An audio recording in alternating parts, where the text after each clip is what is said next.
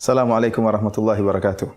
Para pemirsa yang dirahmati oleh Allah Subhanahu wa taala, siapa manusia di atas muka bumi ini yang tidak mengalami permasalahan? Setiap kita, setiap manusia pasti menghadapi problematika. Ada yang diliputi kesedihan karena memikirkan kekurangan hartanya. Ada yang diliputi dengan kesedihan karena memikirkan hutang yang bertumpuk-tumpuk. Ada yang diserang dengan kegundah gulanaan karena mengharapkan anugerah anak yang tidak datang-datang. Dan ada juga yang bersedih karena merasakan penderitaan penyakit yang tidak kunjung sembuh-sembuh. Setiap kita pasti ada permasalahan yang kita hadapi. Dan banyak orang yang mencari solusi dari problematika yang ia hadapi. Tentunya tidak mengapa manusia harus berusaha untuk menghilangkan kesulitan yang dia hadapi. Dia harus berusaha. Akan tapi solusi yang paling utama yang terkadang dilupakan oleh seorang mukmin adalah solusi doa. Doa merupakan solusi yang pertama, bukan solusi yang terakhir, bahkan dia adalah solusi yang pertama sebelum usaha yang lain dilakukan. Bukankah para ulama menyatakan bahwasanya doa silahul mukmin? Doa adalah senjata orang mukmin. Dia bukan senjata terakhir, tetapi dia senjata pertama yang harus digunakan pertama kali. Yakin bahwasanya segala problematika, segala masalah, jika Allah berkehendak, Allah hanya mengatakan kun fayakun, maka hilang dengan sekejap mata. Bahkan solusi yang terbaik, doa yang tulus yang diucapkan seorang hamba dalam waktu beberapa menit, keluar dari hatinya yang sangat dalam, bisa menghilangkan problematika yang mungkin dia telah alami selama waktu yang panjang. Lihatlah bagaimana para anbiya, mereka berdoa kepada Allah Subhanahu wa taala. Mereka para anbiya, orang-orang yang soleh, juga diuji oleh Allah Subhanahu wa taala, juga mengalami problematika, juga mengalami kesedihan. Lihatlah Nabi Ayub alaihissalam yang pernah diuji oleh Allah Subhanahu wa taala dengan penyakit. Allah Subhanahu wa taala berfirman menyebutkan tentang kisah Nabi Ayub, wa ayyuba idh nada rabbahu anni massani yadhur wa anta arhamur rahimin. Dan ingatlah bagaimana Nabi Ayub alaihissalam tatkala dia berkata kepada Rabbnya, anni massani yadhur, ya Allah aku ditimpa dengan penderitaan, ditimpa dengan penyakit. Wa anta arhamur rahimin, dan engkau adalah zat yang paling maha pengasih lagi maha penyayang. Suatu kalimat yang keluar dari Nabi Ayub alaihissalam dengan doa yang tulus dari hati yang dalam, Allah hilangkan penyakit yang dia alami bertahun-tahun. Fastajabna lahu fakashafna ma bihi min dhur. Kata Allah Subhanahu wa taala, kami kabulkan permintaannya dan kami hilangkan penyakit yang dialaminya. Lihat, satu doa namun keluar dari hati yang tulus bisa menghilangkan permasalahan yang lama yang dihadapi oleh seorang muslim. Demikian juga Allah sebutkan tentang Nabi Yunus alaihissalam. Ya, wa dhannuni idh dhahaba mughadiban fadhanna an lan naqdir alayhi fanada fi dhulumati alla ilaha illa anta subhanaka inni kuntu minadh dhalimin. Nabi Yunus alaihissalam tatkala ditelan oleh ikan paus, kemudian dia tenggelam dalam 3 kegelapan. Kata Allah Subhanahu wa taala, fanada fi dhulumat. Beliau menyeru dalam kegelapan-kegelapan. Beliau berada dalam kegelapan perut ikan paus, berada dalam kegelapan malam, dan berada dalam kegelapan lautan. Siapa yang bisa menyelamatkannya kecuali Allah Subhanahu wa taala? Fanada fi dhulumat alla ilaha illa anta subhanaka inni kuntu minadh dhalimin. Maka Nabi Yunus kemudian mengatakan, la ilaha illa anta. Ya Allah, tidak ada sembahan yang berhak kecuali disembah kecuali Engkau ya Allah. Inni kuntu minadh dhalimin. Aku termasuk orang-orang berbuat zalim. Maka apa kata Allah Subhanahu wa taala? Fastajibna lahu. Kami pun mengabulkan doa Nabi Yunus alaihissalam. Wa najjaynahu minal gham wa kadzalika nunjil mu'minin. Dan kami selamatkan dia dari kesedihan. Kemudian Allah tutup firman-Nya dengan mengatakan wa kadzalika nunjil mu'minin, dan demikianlah kami selamatkan orang-orang yang beriman. Artinya apa?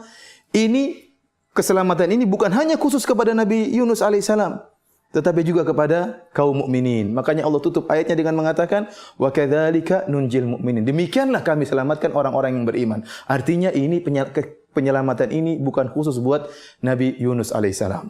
Allah sebutkan lagi dalam surat yang sama, dalam surat Anbiya, tentang Zakaria. Wa Zakaria idh nada rabbahu rabbi la tadharni fardan wa anta khairul warithin. Tatkala Nabi Zakaria berdoa, ya Rabbku, jangan kau biarkan aku sendiri. Nabi Zakaria ingin punya anak. Wa anta khairul warithin. Dan Allah yang akan memberikan ya anugerah anak. Maka dia berdoa kepada Allah Subhanahu wa taala, Allah kabulkan permintaan Nabi Zakaria alaihissalam. Saya ingin mengajak para pemirsa sekalian untuk merenungkan bahwasanya doa merupakan senjata yang pertama, bukan senjata yang terakhir. Bukan berarti saya mengajak para pemirsa untuk tidak berusaha, usaha terus dijalankan. Allah memerintahkan kita untuk berusaha, Nabi SAW memerintahkan untuk berusaha. Tetapi doa merupakan senjata yang pertama. Dan jangan pernah kita meremehkan doa. Doa sering mendatangkan keajaiban. Oleh karenanya, disebutkan oleh para ahli tafsir seperti Ibnu Katsir rahimahullahu taala, kenapa Nabi Zakaria setelah nikah sekian lama dan setelah mencapai masa tua, baru kemudian beliau meminta agar dianugerahi seorang anak. Kenapa? Karena Nabi Zakaria melihat keajaiban yang terjadi pada Maryam. Pada Maryam bintu Imran. Allah Subhanahu wa taala berfirman dalam Al-Quran dalam surat Al-Imran, wa kaffalaha Zakaria kullama dakhala 'alaiha Zakaria al-mihraba wajada 'indaha rizqa. Jadi Maryam dipelihara oleh Zakaria. Tatkala Zakaria masuk di kamarnya Maryam atau di mihrabnya Maryam, wajada 'indaha rizqa. Zakaria mendapati ada rizki yang Allah berikan kepada Maryam. Anna laki hadha? Maka Zakaria bertanya, wahai Maryam, dari mana kau dapatkan rizki ini? Qalat huwa min indillah.